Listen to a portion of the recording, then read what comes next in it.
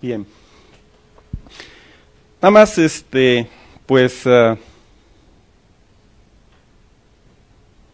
recordando, ¿no? Medicina basada en evidencias es la integración de la mejor evidencia en investigación con la pericia clínica y los valores del paciente. Me voy a enfocar hacia acá para no darles la espalda a la cámara. Esa es la del doctor Hernández.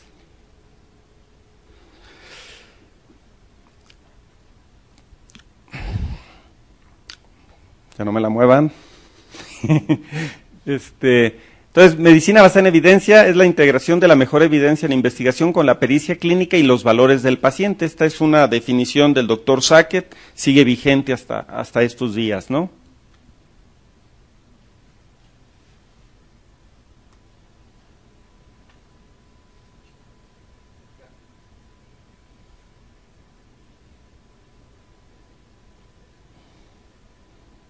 Me temo que no funciona la pila.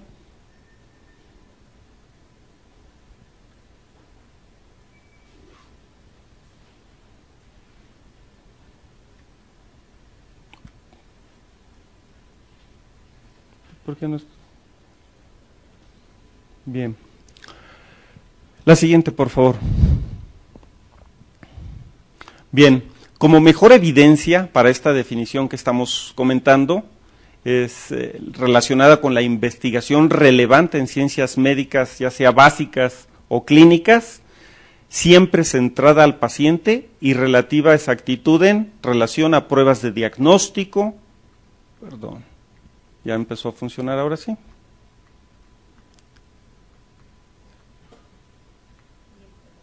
Ya me pasé. Es que está con retraso. En relación a diagnóstico, a marcadores pronósticos, a eficacia, a seguridad, de pautas terapéuticas, de rehabilitación y de pronóstico, siempre referente a eso. ¿Sabes qué es lo que pasa? Que la pila no sirve. No tiene pila y por eso a veces funciona y a veces no. Bien.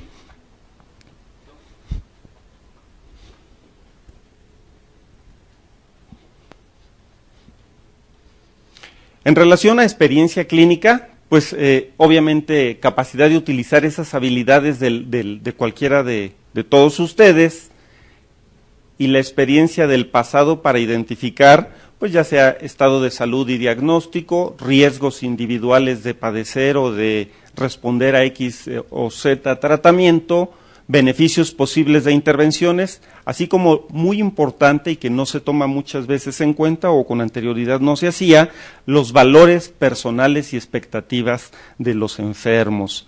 Hemos dejado atrás esto de el paternalismo médico y en este sentido pues es muy importante tomar en cuenta la consideración de ellos, ¿no? Y en esto, pues obviamente son las preferencias sobre el tipo de tratamiento, preocupaciones, expectativas de cada paciente, relacionadas ya sea con su religión, con sus posibilidades económicas, con sus preocupaciones, es decir, hay que tomar en cuenta todo lo que tenga que ver relacionado a los valores de este sujeto, del enfermo. Y eso nos ayudará pues a tomar la decisión de manera conjunta. Y me van a decir, bueno, ¿por qué medicina basada en evidencia? Bueno, pues simplemente todos los días están apareciendo cantidad importante de publicaciones, algunas con información válida, otras no tanto, y estas publicaciones tienen que ver muchas de las veces con lo que nosotros manejamos, con diagnóstico, pronóstico, tratamiento, prevención, rehabilitación, etcétera. Por otro lado, existe una falta de adecuación a las fuentes tradicionales. Los libros a veces cuando ya salen con cierto retraso. Yo me acuerdo cuando yo era estudiante, pues a lo mejor un libro podía durar 5, 10, 15 años vigente. Ahora no es tan fácil que un libro esté vigente tanta cantidad de años con la cantidad avasallante de información que estamos teniendo a diario. Y por otro lado, bueno, también en ocasiones puede haber cierta disparidad entre la habilidad clínica y el juicio clínico. y por eso en ocasiones es importante tomar la mejor evidencia posible en ese momento. Y por otro lado, bueno, ¿quién tiene tiempo para leer la cantidad tan importante de artículos que están apareciendo y estar al día? Entonces, simplemente aún en libros, pues estamos hablando muchos libros que aparecen diariamente, revistas, no se diga, en el Internet. Ahorita les voy a poner un ejemplo de la cantidad, pero fíjense, solamente para señalar, un médico general tendría que leer 19 artículos diariamente durante los 365 días del año para mantener cierto grado de nivel como médico general. A un especialista, pues obviamente, suponiendo que sea lo mismo, imagínense. Y bueno, con este motivo también han aparecido pues los metaanálisis y estudios de farmacoeconomía que tratan de complementar el arsenal de alternativas que tenemos para actualizarnos. Es muy importante también comentarles qué no es medicina basada en evidencia, porque muchos a veces pensamos que medicina basada en evidencia es un medio solamente para ahorrar, y no es así. No es para ahorrar, ese no es el objetivo de la medicina basada en evidencia.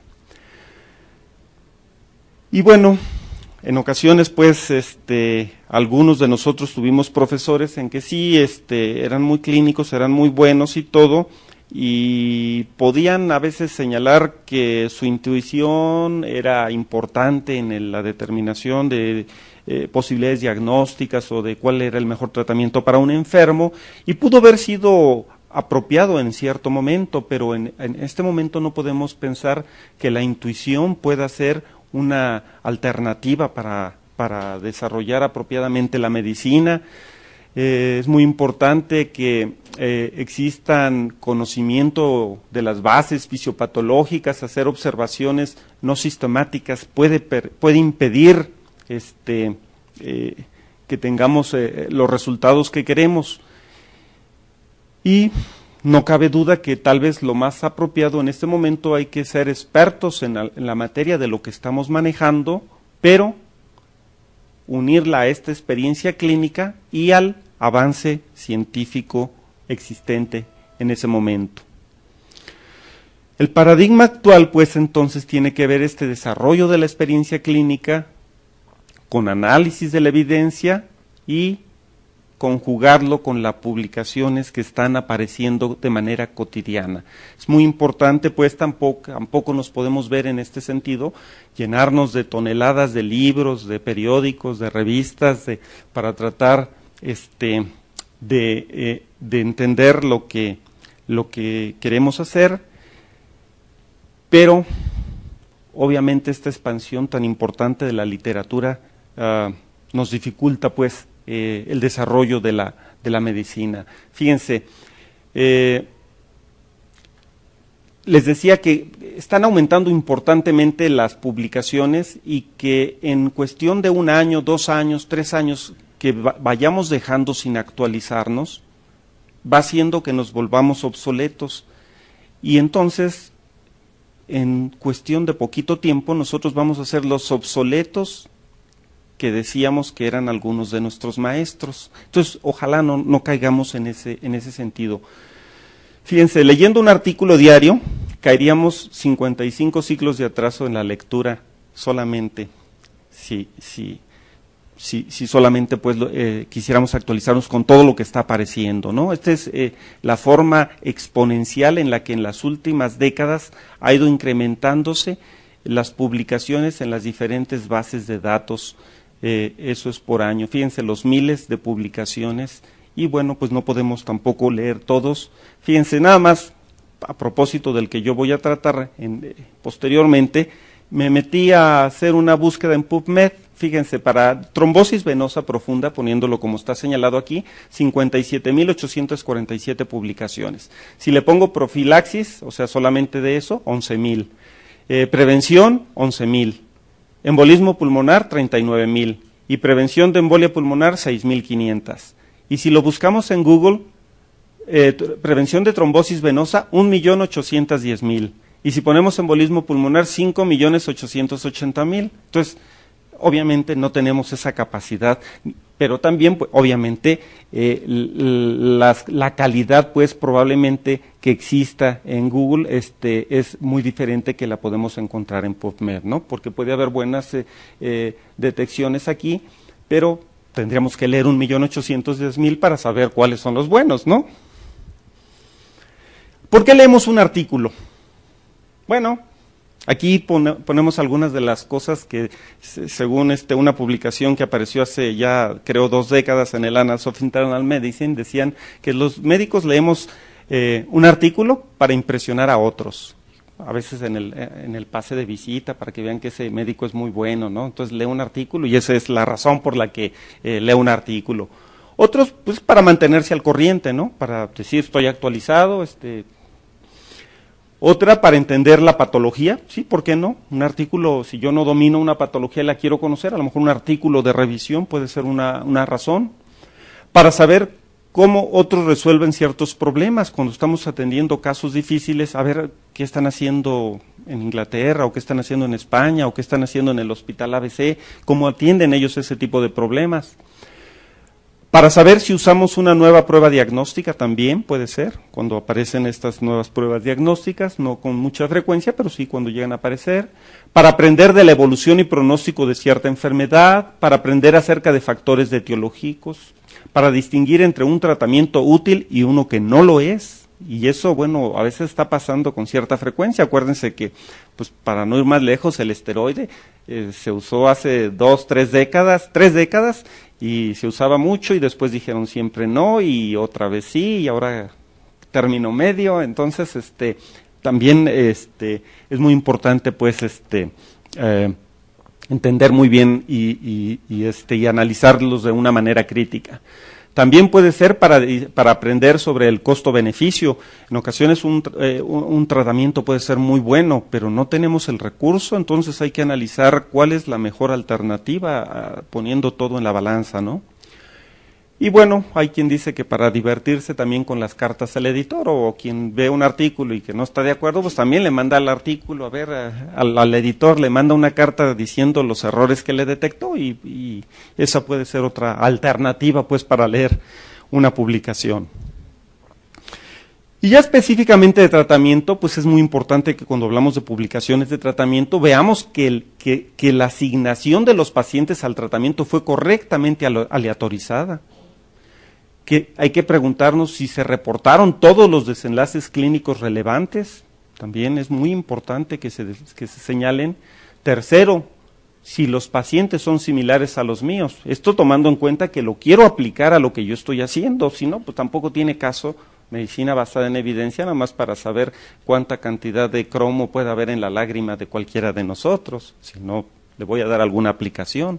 O ahí a lo mejor el doctor Hernández me dirá si tiene aplicación o no. Y en tratamiento, pues, también otro punto a considerar, si se evaluaron las diferencias clínicas y estadísticas, hubo diferencias, porque en ocasiones hay diferencia clínica, pero no estadística, y en ocasiones hay diferencia estadística, pero no muy notoria la clínica. Entonces, hay que hacer, pues, el análisis apropiado.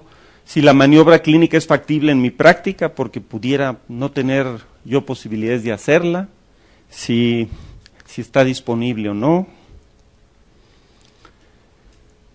Y muy importante, porque en ocasiones, para interpretar el trabajo que nos publican, si todos los pacientes que entraron al estudio llegaron al final, porque también a veces empezamos a quitar a los que no nos convienen, cuando somos investigadores mañosos, y entonces nomás hacemos el análisis de lo que queremos mostrar. Entonces, muy importante hacer ese análisis, hacer esa evaluación al interpretarlo. Si el tratamiento se comparó con placebo o con el estándar ideal, lo correcto es que siempre debe ser con el estándar ideal. Con placebo solamente se compara cuando no hay alternativa.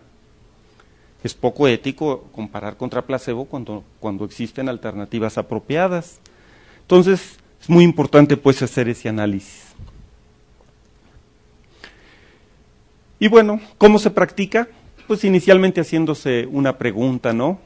después de que se hagan la pregunta, a ver, la proteína C es el mejor tratamiento para la sepsis y el choque séptico. Bueno, pues luego investigar o rastrear la mejor evidencia, o sea, rastrear toda la evidencia. Ya pusieron en Google 1 millón y tantos, ahora en PubMed tantos. Checan cuáles son los de mayor peso, que se hagan estudios clínicos controlados aleatorizados, cuáles son metaanálisis, cuáles son casos y controles, y los van dando el peso que tenga cada uno de ellos, evaluando de manera crítica pues la validez de la evidencia que ellos muestran. Y finalmente integrar la valoración crítica con datos de nuestra especialidad, con el enfermo que tenemos en la cama, porque tampoco es lo mismo cualquier enfermo, tiene que ser el mismo que nosotros tenemos y con sus circunstancias, preferentemente.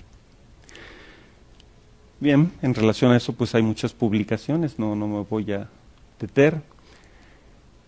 Entonces, muy importante pues que ver que esto que estamos analizando que tenga la aplicabilidad con nuestro enfermo, y de esto hay que evaluar las diferencias fisiopatológicas, las económicas, sociales, las epidemiológicas, pero en ocasiones también para aplicar la medicina basada en evidencia hay obstáculos, en ocasiones las políticas, a veces pues el que manda aquí soy el jefe y el jefe soy yo, y yo digo que aquí no hay medicina basada en evidencia, aquí es medicina basada en su eminencia, lo que yo digo eso es. En ocasiones por corrupción, es muy caro ese tratamiento y mejor prefiero, bueno, no me voy a meter con eso. La industria farmacéutica también puede intervenir para que no se utilice a veces la mejor evidencia. En ocasiones no se cuenta con la tecnología, en ocasiones falta de ética, falta de regulación, hay incentivos perversos para utilizar X o Z cosas y no lo mejor. En ocasiones los mismos médicos somos los que nos oponemos también. A veces el cambio nos cuesta trabajo, entonces... Y otro muy importante, los expertos. Si yo soy el experto, yo soy el que dice aquí cómo se hacen las cosas, y no puede haber alguien que sepa más que yo porque yo soy el experto. Eso, pues en el momento actual debería ser obsoleto, ¿no? Bueno, nada más para terminar con esta introducción, yo les digo que la medicina basada en evidencia es una herramienta útil, es muy importante aplicarla cada vez que tengamos oportunidad. Muchas gracias.